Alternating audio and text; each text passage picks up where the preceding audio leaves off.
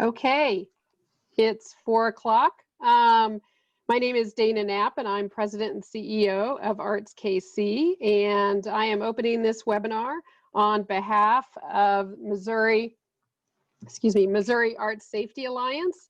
I would like to lead off by thanking Michael Donovan for supporting, he's with Missouri Arts Council, for supporting a series of webinars, and this is one of those.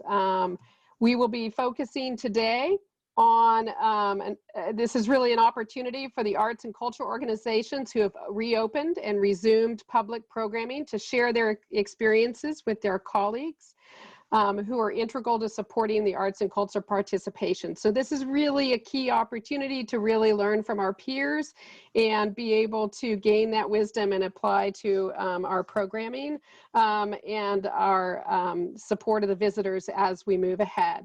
I'll lead off by introducing those that are participating, our panelists.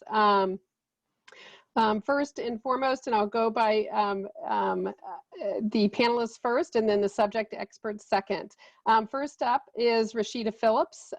She is the Executive Director of the American Jazz Museum here in Kansas City, and she manages a couple different venues. So she has navigated this from several different vantage points. Second is Casey Claps. She is Manager of Strategic Initiatives at the Nelson-Atkins Museum of Art, and they have just opened very recently with much planning and preparation. So we're eager to hear from you. And then George Guastello, and he is President and CEO of Union Station, Kansas City. And again, several different venues. And I think, George, you and your team have been open for some time. So you have really learned as you've gone forward. Our two subject experts are Ellen McDonald. She's partner of Mershon and McDonald, and they host or work with several arts organizations here in Kansas City, so they really have an expertise in our industry. And then Adam Doerr, attorney at Jackson Lewis in St. Louis. And then also available to pipe in and help us along is Michael Donovan.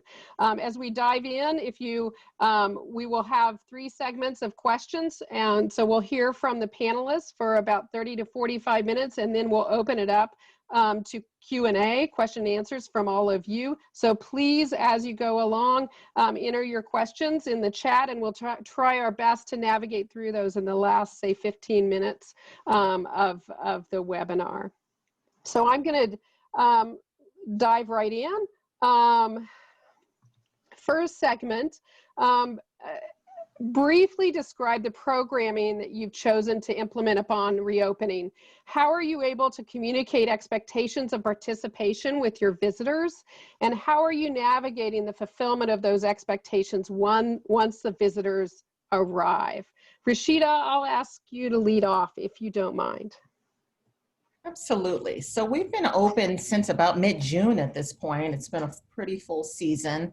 We've been weathering the storm with a lot of our public, and we have the great pleasure of operating our complex with the Negro League Baseball Museum. So we worked in concert with them to think about procedures and policies to invite guests into our buildings safely. I think all the expectations that most would have visiting public spaces with PPE in place, sanitizer, masks, gloves, because we do have some touchable items in the museum, as well as we've actually found ear covers, which has been interesting because we've got some audio elements where folks put on some of the headphones. So we've implemented some of those practices to make folks feel more comfortable. And I think, most of us are pretty comfortable with distancing and what that means and all of the protocols there. So we have done that with the museum proper. We have also opened up some opportunity for live entertainment in our gym theater space. So we also have a 500-seat theater across the street. We've been very mindful about presenting hybrid opportunities, whether virtual or in-person opportunities, for a small select group of folks who want to come in and still enjoy this time during the year. Communicating expectations, that's up front, right as you walk into our entrance. We have folks greeting you at the door to sort of check in and register. So most of our folks register on Eventbrite, first with all of the details about whether they have experienced COVID, et cetera. And then when they get to our building, they're still responsible for purchasing tickets on our systems, because we are two different museums. We have two different systems that we have to manage that through in terms of that work. Fulfilling those expectations, you know, I think we've done a fairly solid job. We've been at about 30 to 40% of our occupancy compared to last year. And given the situation of COVID, knock on wood, we've not had any major issues that we've had to shut down or that we were overly concerned with inviting public back. If anything, folks have been very appreciative. They've been very cooperative with putting their face masks on all times. And a lot of our out-of-town tourists just are happy to have a place to go. Quite honestly, they are thrilled. They feel better in terms of the spirit of wellness, right? Maybe some of the things we're navigating in terms of germs out here, but folks really have wanted an outlet. And I think the beauty of our work in the arts and culture sector is that we really provide sort of community healing on a different level as well. Casey, tell us about your first couple weeks. This has been a reopening that's been long in the making. The Nelson has 30 individual bathrooms. It's got 16 elevators. It's an absolutely sprawling campus. And so in order to reopen, we had to really look closely at everything that we have done and think about it differently. One of the decisions we made is that we virtually eliminated all on-site programming in order to balance our budget, but also because we wanted to first and foremost work on rebuilding trust of coming to a public space and getting comfortable with being in a museum again. The programs that we have brought back have been outdoors. We have an unbelievably spectacular sculpture garden, and so we've been able to partner with other institutions. We've done events with the symphony out there, and we have stuff coming up with the rep as well. And so we've been able to reach out and be a community partner to bring back programs at the museum. And we've also gone really hard at virtual programming. Just this week, we took our Deaf Cultural Festival and we brought it entirely online, in addition to our Juneteenth program, our festival, and also our Passport to India. So that transition of going from on-site to virtual has been what we've been focusing our programming on. As far as communicating the expectations, just like Rashida said, I mean, well-marked signage and strong communications, making sure people know that masks are not optional, and reinforcing that everywhere. And navigating the fulfillment of those expectations with the visitor, one of our biggest shifts is that we've gone to ticketing. And we've done this for a number of reasons. We're still free, but in order to visit us now, you do need to secure a space.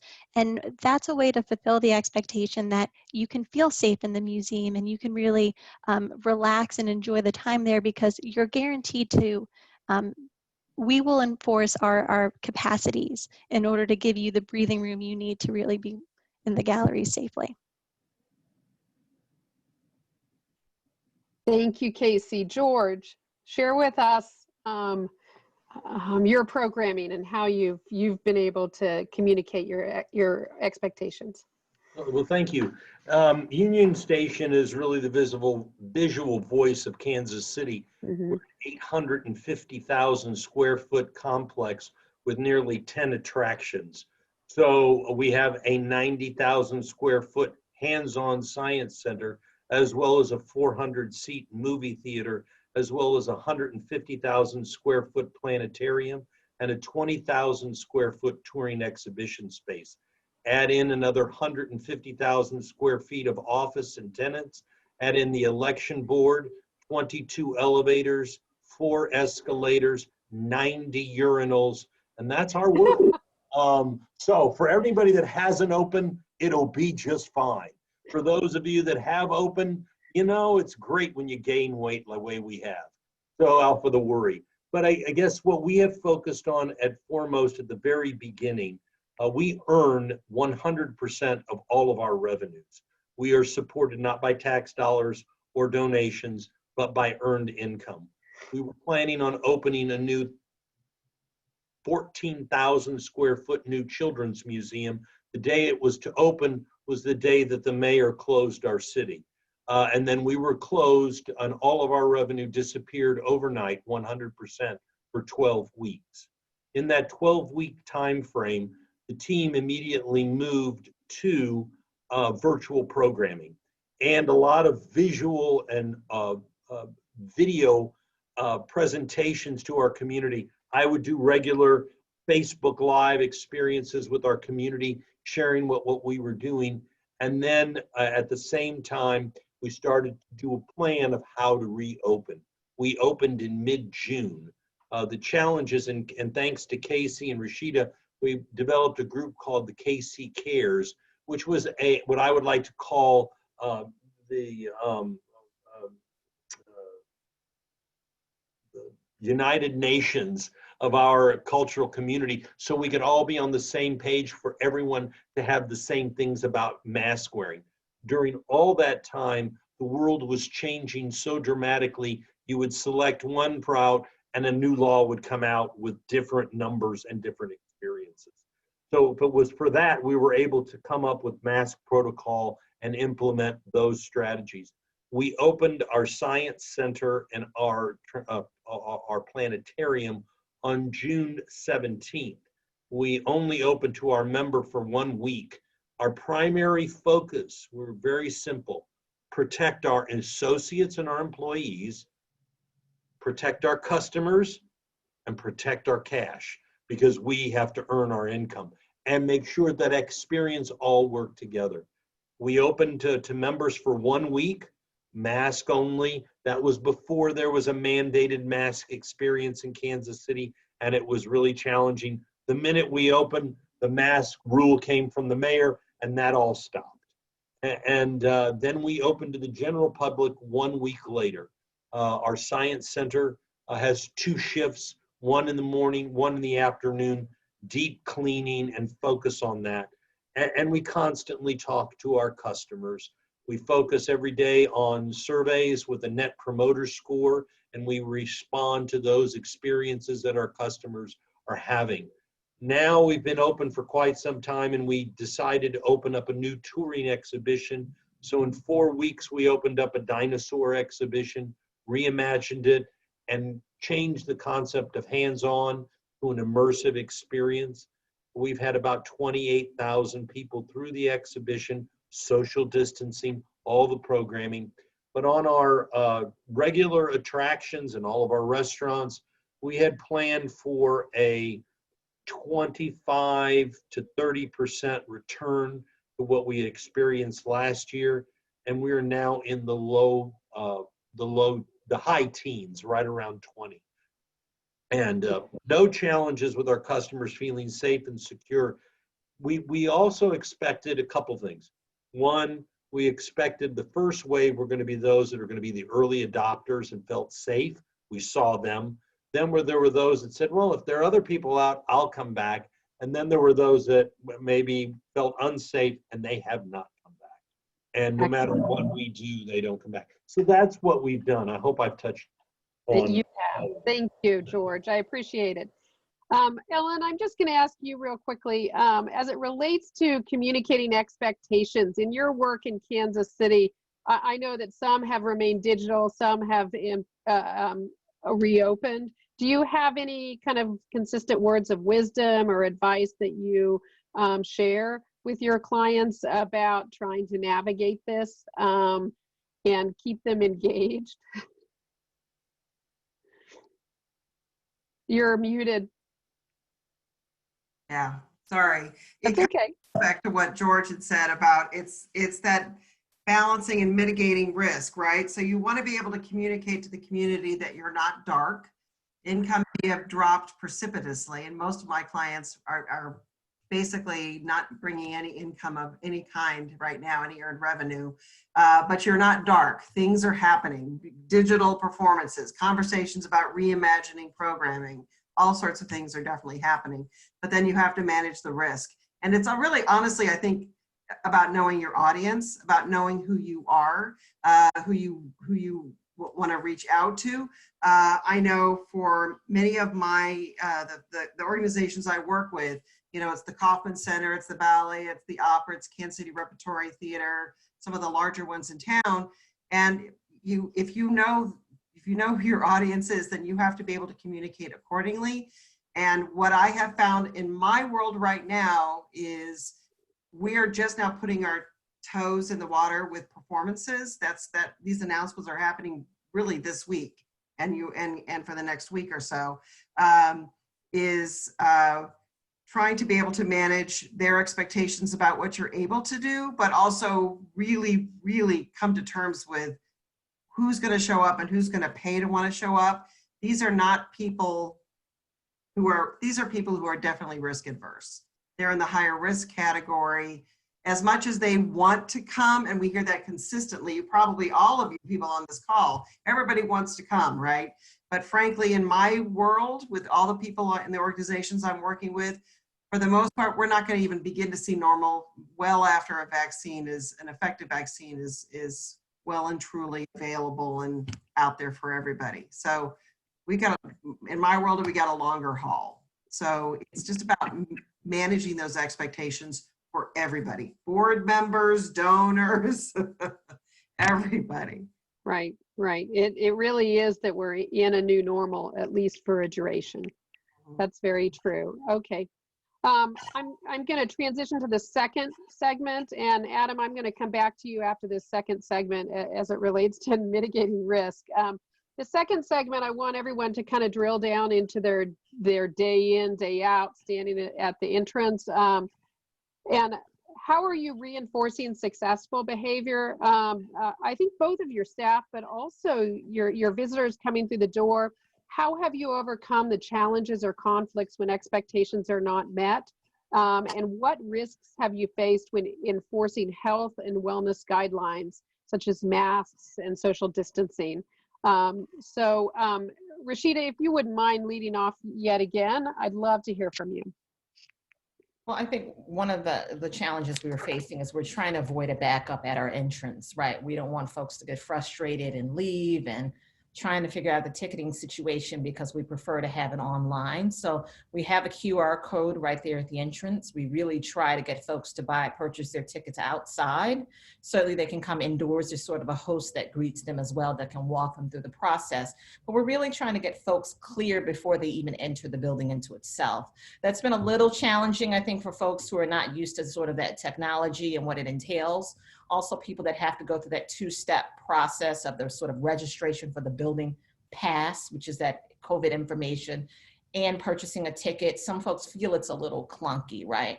But after they visit the museum, they totally understand it, they get it. They usually are enjoying themselves here in the space. So we usually kind of avoid that piece of it. And then we have, plenty of, I wouldn't say plenty of, but we do have PPE at the door. We have the face mask at the door if they didn't bring a mask. We have sanitizer all over the building on both sides. So some of those things we try to avoid the anxiety of people coming in and feeling like they're not prepared, nor will they be able to visit for the day. Very good. Thank you. Thank you, Rashida. Casey, what have you all learned in the last couple of weeks?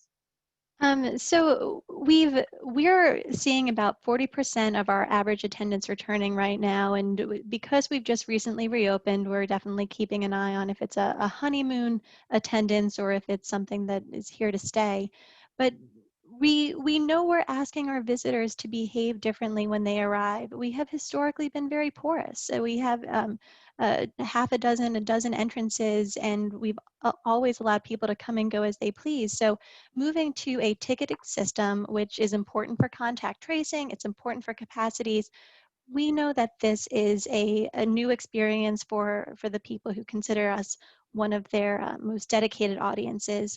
And a way that we're reinforcing the successful behavior is by trying to preserve the experience, to create as much normalcy as we can once you're past it, to really still emphasize why people are coming to an art museum, to be in our galleries, to be with art, and to not make the experience once you're inside alien to what you've known. And so we've done a really concentrated effort on maintaining what the Nelson's values are, but reconfiguring them for these COVID days. You will see that in Roselle Court. Our restaurant it's different than it was before. We've changed the ordering system around, but the intent and the purpose of being there is still preserved. So that's how we're trying to make it worth your while to still visit the museum. But more internally for staff, one of our big mantras is lead with empathy. And we know that in times like this, it's not one size fits all. People have different needs, and to really adapt what the expectations are of our staff to be responsive to what their needs are right now with childcare, with other partners. So that's sort of the way that we've been applying our framework. And one of the ways we overcome these challenges when our expectations are not met, or when our visitors' expectations are not met, is having a really clear sense of purpose. You know, we had some conversations before the mayor put in the mask ordinance, which we're very grateful for, because like George says, it allows us to say, you know, this is coming from the city. But we had a lot of conversations if mask optional or mask required, and really making sure that all of our staff is on board with what we're doing, why we're doing it, has been very helpful to keeping those expectations aligned with who we are as an institution. Yeah, so the ways in which we're approaching it, just keeping that focus, has been very helpful. Excellent. Thank you, Casey. George, what can you share with us? You know, it's been an evolution, and every day is a new challenge or a new opportunity. We have 32 doors and multiple entrances. And what you have to do is you have to communicate to the masses. And to walk in our doors, you have to have a mask. But what we find is people don't read. It could be nearly a football field before you get to box office to purchase your ticket. So your phone is key. Directional signage is key, but it must be simple and easy. So for the general public, all the signage is on a third grade reading level, just arrows this way, mask. When we get down to the science center, all the signs and all the foot walking and all the stickers are for kids. So they're human, they're humorous. They see the dinosaurs. But one of the challenges that we've seen, as we talked about earlier, you protect your customers and you protect your associates. And what we were starting to see, even once the mask order came in, were people that were choosing not to wear the mask once they were in there. And it became uncomfortable for our associates that are on the floor doing the educational program.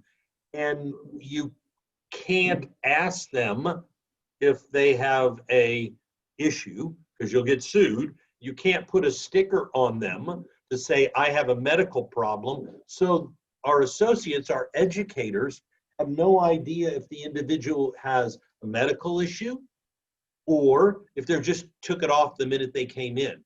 So as Casey said, empathy and sharing with people in a nice way, in a communicative, collaborative way.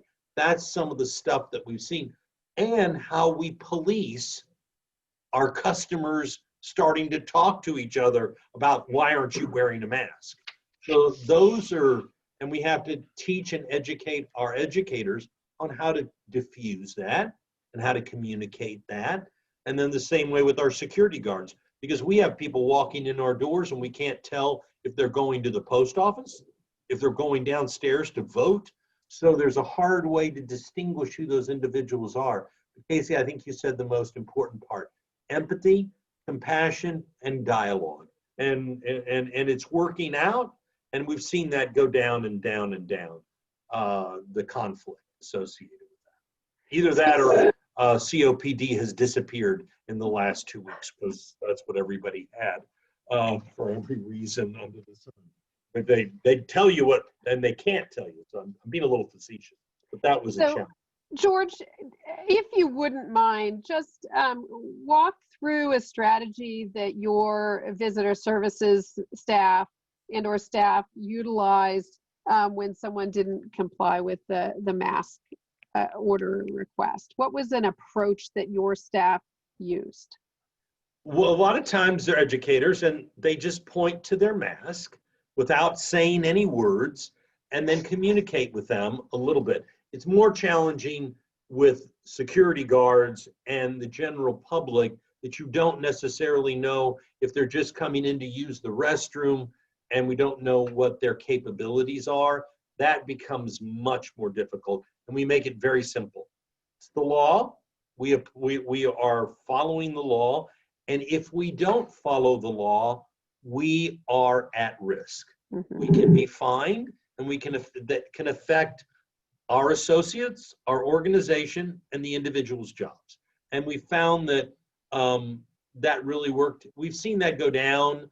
We saw a much higher issue this summer because we did see travelers from smaller towns and other areas that may not have had the same challenges that Kansas City has in the high rate of institute. But it's just really, one of the things we found is vitally important to talk with your eyes.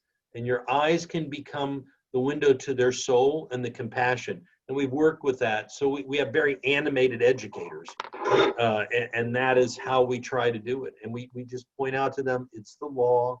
We have to follow. Please protect others. And that's the most important. Excellent. Yeah, Tina, Casey? do you mind if I just build on that? What Please. George said, we have an amazing frontlines team and a head of security, Joe Bruhauer, who's actually on this call. But we've got a strategy in place very similar to what George just described. 7% of communication is verbal, and the rest of it's body language. And so one of the most important things that we drill in is that when you're communicating, it's got to be through your body language as well. The other thing that we like to put forth is that we want to collaborate with someone to find a solution. So it's not you versus the museum. It's if we've got an issue, let's try and get a solution together. And those two strategies have been very helpful in some of our de-escalation efforts. The goal is don't try to win. That's what we tell our educators. It's not a win-lose experience. It's a safety issue. But we're a science center, so we have to be able to talk about that. Excellent. Thank you. Thank you both. Adam, talk to us very briefly about, boundaries, perhaps, the risk in navigating requirements. I know some places in Missouri do not have mask mandates, therefore that you can't cite the law or the municipal rules or executive orders. Talk to us just real briefly about some of those boundaries that we as organizations that invite visitors might need to be cognizant of. Yeah, so there's a lot of gray areas where, just your everyday attempts to not only be functional, operational, but to be safe too, really also directly implicates competing interests and legal rights. So it's really a complex web of different obligations and potential pitfalls. Keeping track of just the specific mask orders.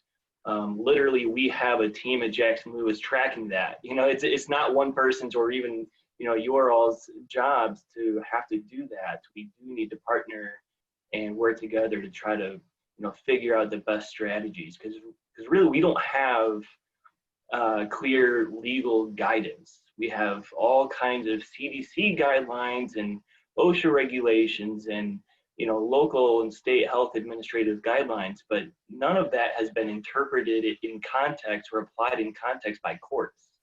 So we don't know what it all means in practice yet in terms of your legal obligations as employers or as inviting the public into your areas. So it's extremely complicated, but what I love to hear is everyone talking about going to those efforts to make PPE available, have sanitizer available, have clear, simple, easy to follow instructions and markings and signage.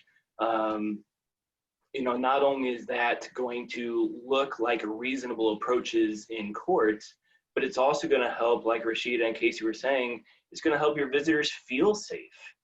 And if they feel safe, they're not going to sue you. If they don't feel safe, they're going to look for a reason to point to you if they get it. So really, I would much rather defend the lawsuit where you were too strict with providing a safe environment than too lenient because you wanted to, appease a political perspective or whatever the case may be. So the clear communication is excellent. The going above and beyond with providing those safe environments is excellent. And then working collaboratively, as George said, building this UN of the arts, because that's establishing the industry standards. And so if you've all collectively determined that this is the best way to provide your arts to the public in a safe way, that's going to be really hard to say, no, that is in fact unreasonable. Well, you show me what we can do better, and then we'll consider that. I'm sure just having that open dialogue goes a long way in mitigating the legal risks. Excellent. I think you collectively touched on a point I want to bring out based on one of the questions that I'm reading. You know, bringing arts organizations and or like organizations together in any community and agreeing to adhere to CDC guidelines carries a lot of weight and a lot of power. So, you know, with Kansas City coming together, KC Culture Cares, and with ArtSafe, you know, really that collective value in safety can help compel behavior. Okay, I do want to move on to the next segment. So put yourself in kind of a reflective mode and think about the way that you planned this and how that intersects with reality.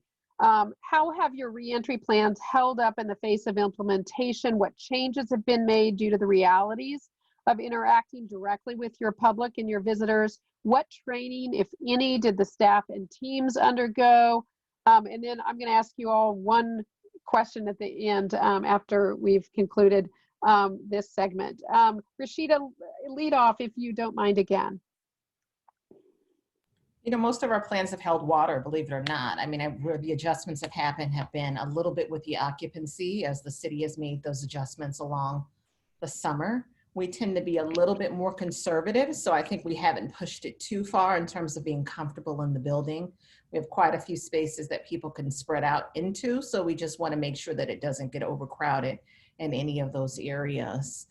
In terms of preparation, we spent a week in advance training our staff, getting all kinds of questions and trying to supply the answers that we can.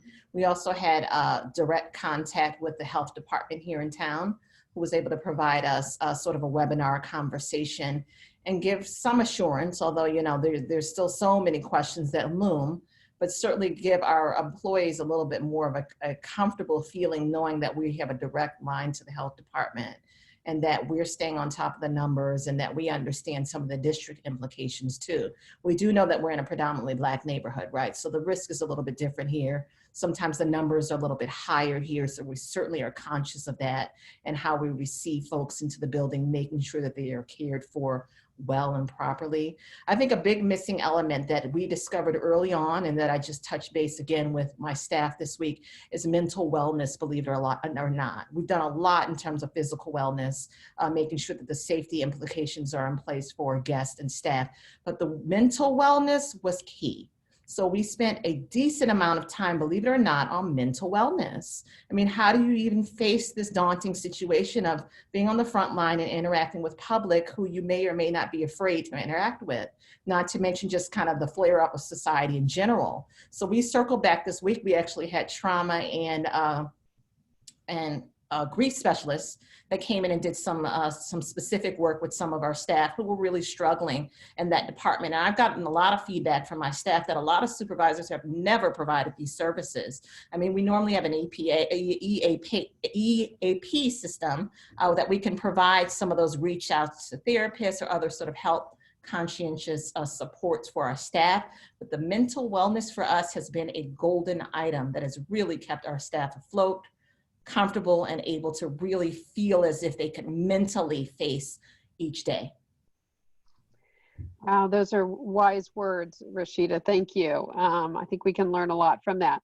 Casey, how about you?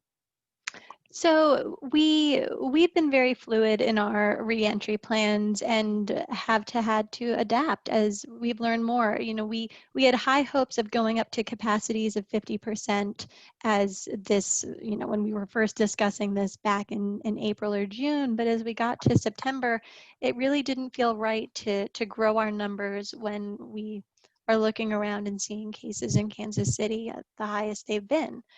So being adaptable to the changes and learning about the virus as it goes. There was talk about temperature taking, and then you learn that 80% of people are asymptomatic and that fevers don't necessarily indicate someone is down with the virus. And so making decisions to toss away old ideas that sounded good at the time but are just going to create more work for very little return. In terms of interacting with the public, and I have to say that we have overwhelmingly been feeling very positively about people's reception to these changes. And one of the ways that we've tried our best to maintain our friendliness and the qualities we want to exude is that we've taken the stance of not telling people what they can't do, but telling them what they should do. You know, not to not take the elevator, but to take the stairs instead. And so those realities, I think, have helped us a long way in just keeping that customer facing attitude that we've worked hard in cultivating. As far as training, we had 3 days of frontlines training where they went over everything. All of the operations have been evaluated for touch points, for social distancing. And so taking that lens and applying it to fire drills, to applying it to emergency procedures, really reorienting our staff to how we're going to have to react in this environment. Wow. Okay. George, how have things compared from your planning stages to now? And what are some of those things that you've learned? And how have you trained your staff? Well, you know, we made the best decisions that we could with the information that we had at the time. And one thing that we tell all of our associates and everything, we are human, we're imperfect, and we're ever changing. And so my job is to be a cheerleader, but also protect the people that are employed with our organization. We went overboard and spent significant amounts of time, anywhere from air handling units, which we have 20, to changing out every filter. So I believe in our hearts that we did the best that we could to keep everybody safe and secure, and tried to ensure that the associates were safe. And thereby, if they're safe, our customers will come back and will be safe. They are our customers, and we expect them to come back. One bad review, one negative net promoter score can affect our experience. With nearly 500,000 people that follow us on social media, it turns out that you have to watch constantly and respond to them. So that's really been the biggest challenge. And things continue to change. The economy is changing for us. We will announce this week that our 400-seat movie theater will be closed until the holidays because no Disney product. I have no product and nobody wants to see Ghostbusters one more time. So you can't have an empty theater. So the reality of all this is starting to come to roost, and we typically have 250,000 people walking through our doors to experience holidays and experience Santa on the train. Well, Santa is not coming this year, and we're going to, because of Kansas City Southern isn't bringing him in, and we will lose 250,000 people, but we can't cancel Christmas.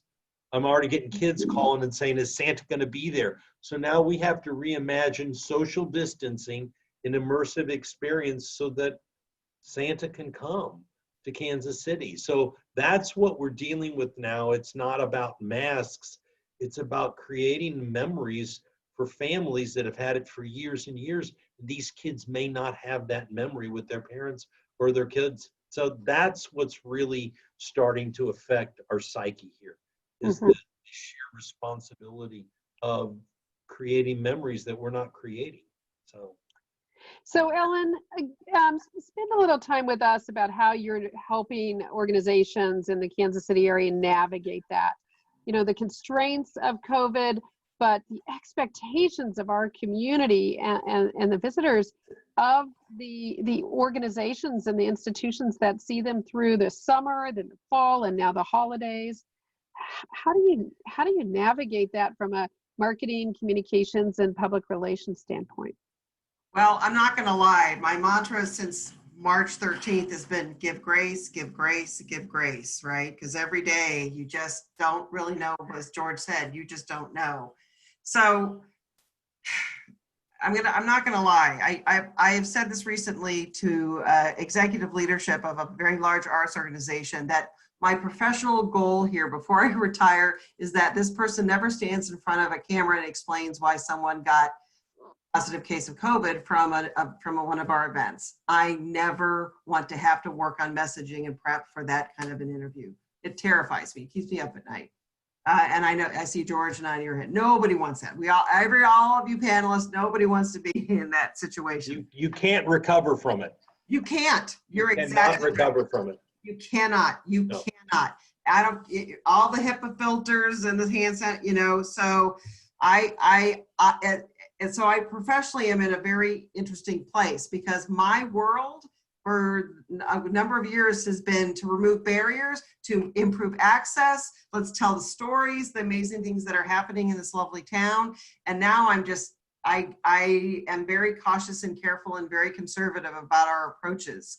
So I don't have a real answer for you yet, Dana, because every day I'm learning. And frankly, as I mentioned earlier, most of my organizations have been lucky enough because we've had this glorious weather. I hope it's the same in St. Louis. So we've been able to have a number of things outdoors for a while, but now we're starting to transition and think about indoor activities. And, referring back to what George said, and I feel this so deeply because I have the Kansas City Ballet and the Kansas City Repertory Theater. So yes, we've killed Christmas. There's no Christmas Carol, there's no Nutcracker. And that is heartbreaking to so many families and kids and staff and the musicians and artists and dancers. And the domino effect is huge. So we're trying to figure out how to navigate that in such a way that provides an experience, right? An immersive experience, provide those opportunities to create memories that people have been doing and participating in for 20, 30 plus years, right? But it's a different world. So they're reimagining what those indoor activities are. And I should tell you, as no surprise, you're all getting this as well. I get hammered every day from members of the media going, what are you doing? What are you doing? We want to know, we want to know, we want to know. I'm like, well, get in line. So do we. But we have to answer a lot of questions, right? How do we keep people safe? Everybody, right? And we're not there yet. We're not there yet. So Dana, much as it pains to kill me, I don't know yet, except I think it was it Casey or Rashida who said, be honest. This is where we are. We're doing the best we can. And as George said, we are all human. We are all human. So let's check back in a month, right? And I can't speak for other sectors and other industries, but I have seen nothing but innovation and determination from our arts and culture organizations in the Kansas City area. And I'm sure that's true throughout the state of Missouri. Just really working hard to stay connected to our visitors and provide those memories and that service that we're so motivated and driven and really in business to provide. Just real quick, I will add, just to add to that, there are not many positives that are coming out of COVID at all. Let's be clear about this, but there is a lovely little glimmer, and I think all of you are seeing this as well. Some crazy, wonderful, exciting partnerships and collaborations have come out within the arts community. It's lovely. I mean, we are all about the yes. Everyone right now in Kansas City is about the yes. What do you want? Let's do this. What do you got? Let's, and these conversations are just, they fill my heart. So let's see what happens post-COVID. But yeah, so anyway, just had to mention that. That's super. I'm going to ask one more quick question of everyone, and if you wouldn't mind being concise, and then we're going to roll over to Q&A. But you were a good segue, Ellen. The last question really is, what has been the most unexpected? And we've talked about challenges here, so I'm going to be specific. What has been the greatest surprise? And think about this in a positive way. Since the onset of COVID, what is that kind of unexpected moment that you've seen or experienced? Rashida? You know, what's really unexpected is that we have more control over indoors than we do outdoors, believe it or not. So sometimes, and we're balancing our events indoors and outdoors, but we do know when people get outdoors, they feel pretty free. They're hugging up on each other, they're bundled together, they're drinking, you know, there's all this extra close social activity. And that isn't to say that people shouldn't be together with their friends and family, but in terms of distancing, it's hard to sort of communicate the distancing factor outdoors because you have the fresh air, the sunlight, ways in which people need to feel good and thrive. And so indoors, we do at least have a little bit more control over the numbers in terms of telling them, you need to sit here, you need to kind of stand here, you need to keep your mask on, keep some distance between each other. So that's been pretty surprising to me. And that isn't to say there's no pro and con between the both. I would absolutely prefer to be outdoors, but I just noticed the behavior outdoors is way more casual than it is indoors. Interesting. Casey, what have you been surprised about? It's been really thrilling to see how badly the community wants to return to the Nelson-Atkins, and the desire to be back in the galleries, to be with the works of art. That has been an expectation that I think none of us were imagining, that people would be so excited and to see them really jump at the occasion to come back.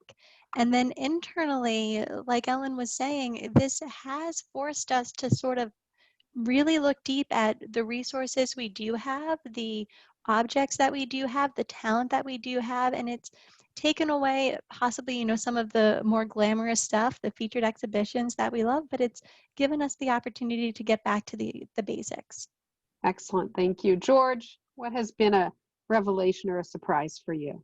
Well, we survey our customers daily, and we focus on our net promoter scores and get our associates that information. The toughest one we got back was, you're cleaning too much. That stuff is making my kids sick. I went, yay! Wow. So that was the greatest one, and I have no idea where that came from. In a nice way, they were saying, thank you, you took care of us. And that made our associates feel that they were doing their job. So it gives us great hope, and we're looking to the future. We're announcing we announced our largest exhibition ever during the COVID environment with Auschwitz. So we said, we'll be back, and we're going to be strong, and this community is going to have the best. And people have responded to that. That's fabulous. Thank you, George.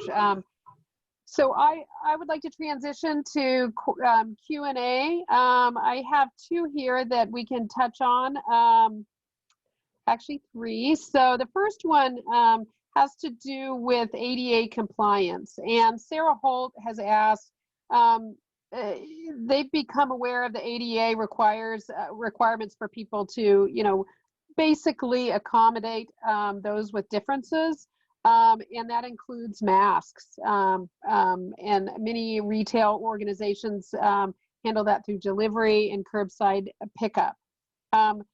How are those factors same or different for nonprofit organizations? So that's one. And two, services for which you can't provide an alternative to the attending in person, like an interactive exhibit or live performance. How do you accommodate that? So it really is around, what is the obligation if someone can't come in with a mask on?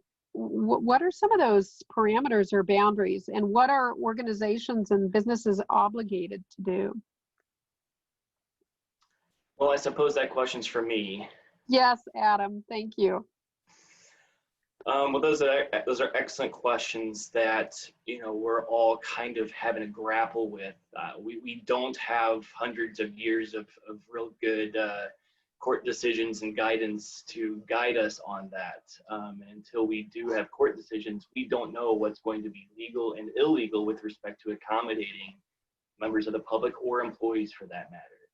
Now, the question cited the ADA, the Americans with Disabilities Act, which does specifically focus on individuals with disabilities, not any protected classification under the sun, but narrowly on people who are disabled in some way. And then generally, in the employment context, it becomes a matter of the interactive dialogue and a reasonable accommodation.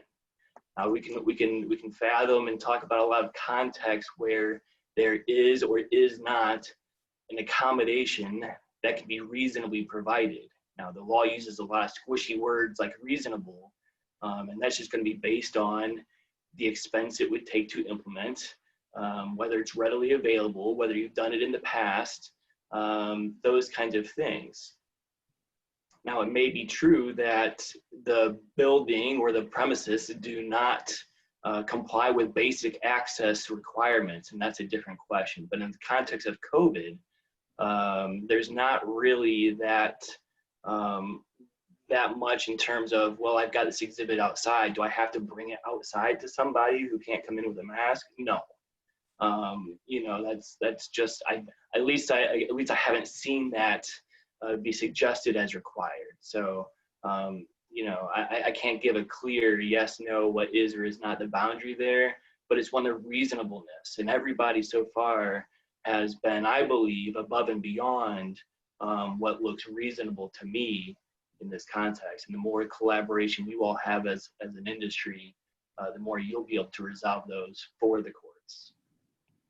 We follow the law at number one. And whatever the law says in Kansas City, Missouri, we follow. But I can tell you the challenges that we've had is that the laws are different across the state line, which is in our MSA. So we have a real difficulty in that regard. And even in the county and the cities that we're in don't match. So we follow the city of Kansas City, and we understand it. And if somebody has a medical issue, we don't push it. We don't say, well, show us. You can't say show us.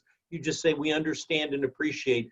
Please be safe and understanding of our other guests and keep your social distance. And that's all you can do. Because I can't get into a fight with somebody that says, well, in Olathe, we don't have to, okay, well, whatever. Like, I got it, but here we go. George, and to your point earlier, you were talking about it takes only one bad social media review. Well, now it's no longer just a social media post. It's a picture and a video. Oh, so, yeah, right. And it's whoever wants to utilize that for whatever their message is. And that's what we watch for all the time.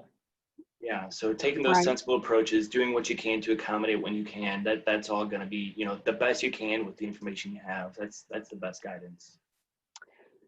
So I'm going to conflate two questions here that have to do with preparing for cooler weather. So how, I'd love to hear from at least two, if not all of you. How are you preparing for cooler weather when events need to be indoors? And what special measures are you preparing for? Is there anything in addition to what you're doing that you're anticipating planning? Casey, you've talked about your outdoors and all that activity. How are you navigating that when temperatures are below 10 and 20?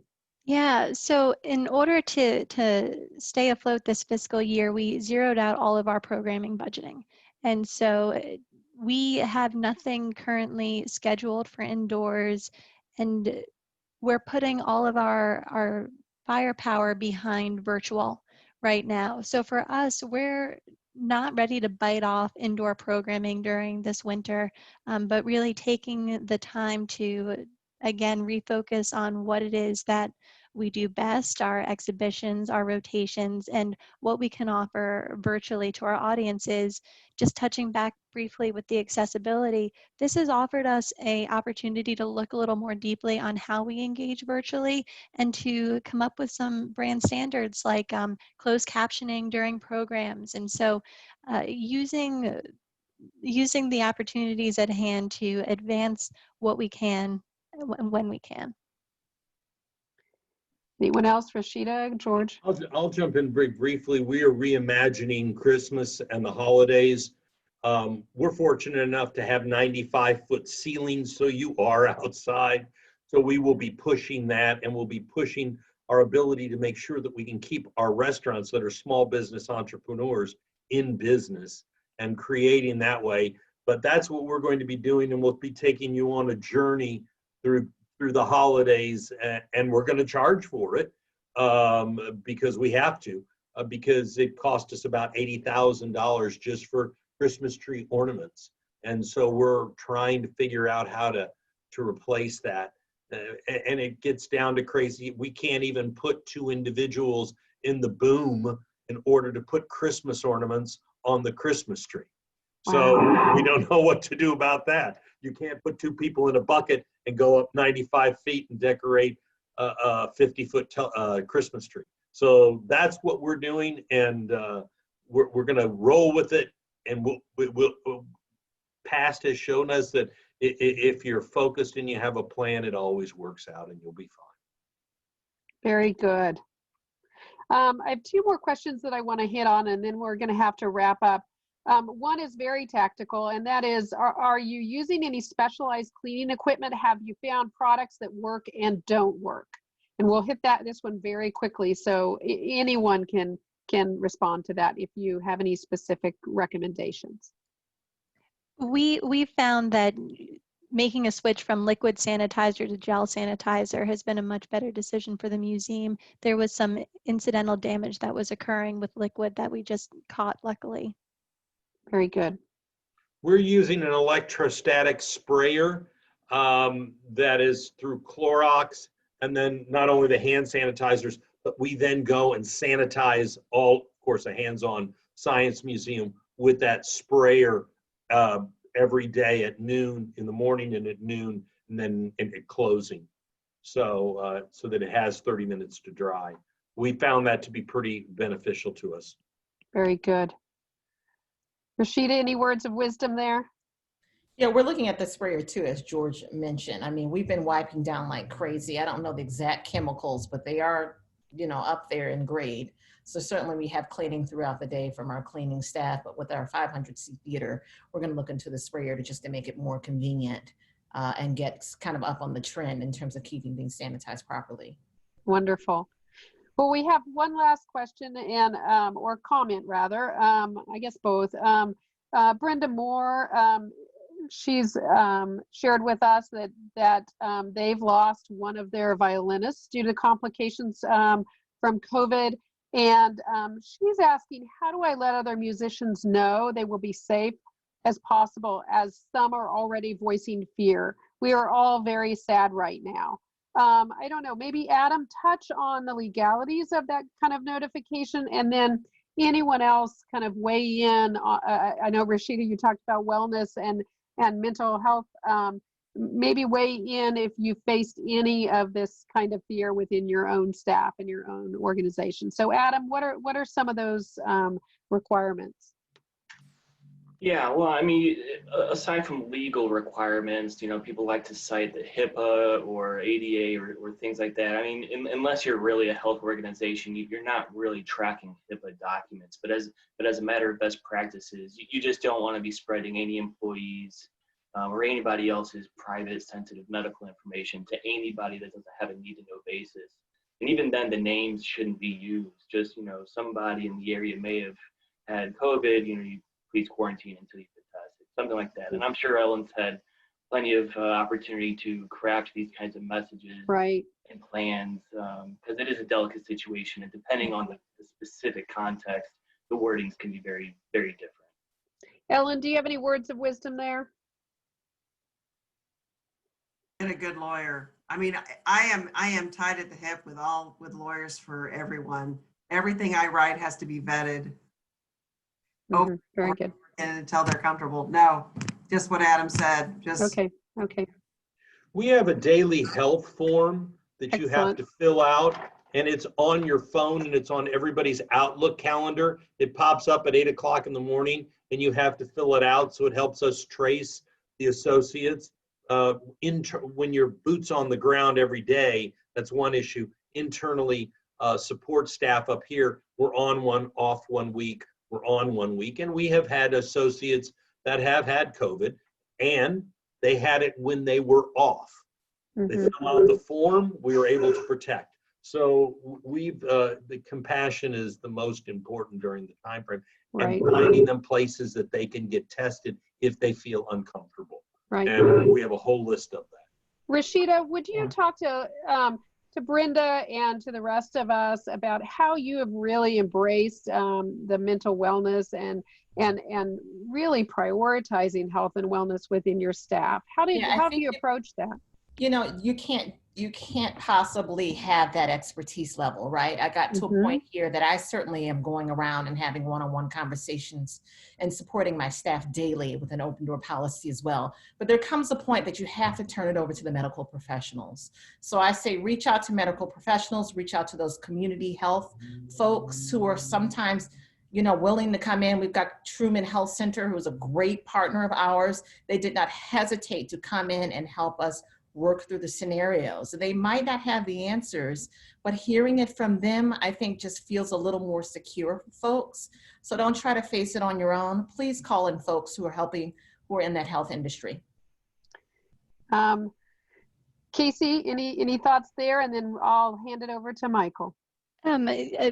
You know, what Rashida said, there are professionals that should be consulted. What we try and just remind our team about is that we are responsible for taking care of one another and for keeping each other safe, that if you see someone who's not wearing a mask, you are absolutely empowered to remind them that this is to protect each other, and also to make sure that the CARES Act resources are really well known among our team, that there's paid medical leave for COVID, and there's absolutely no reason to come to work if you're not feeling well.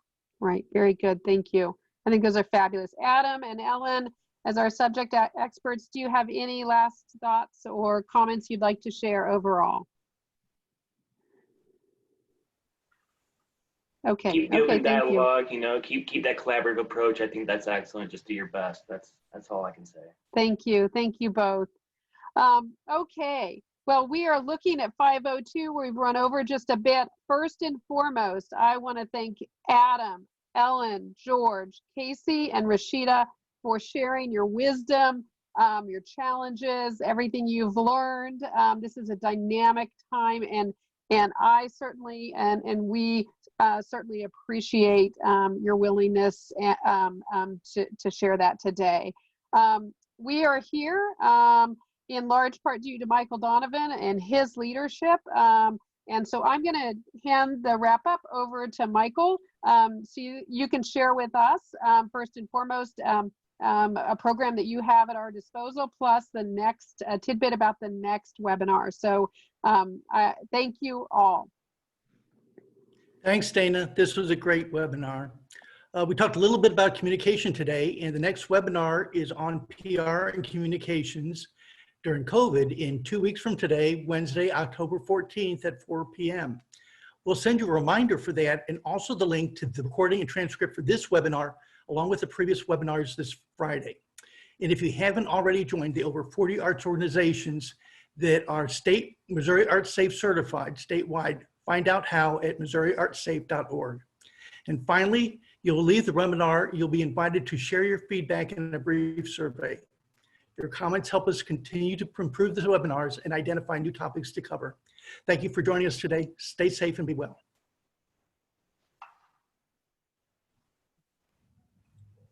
Bye, thank you.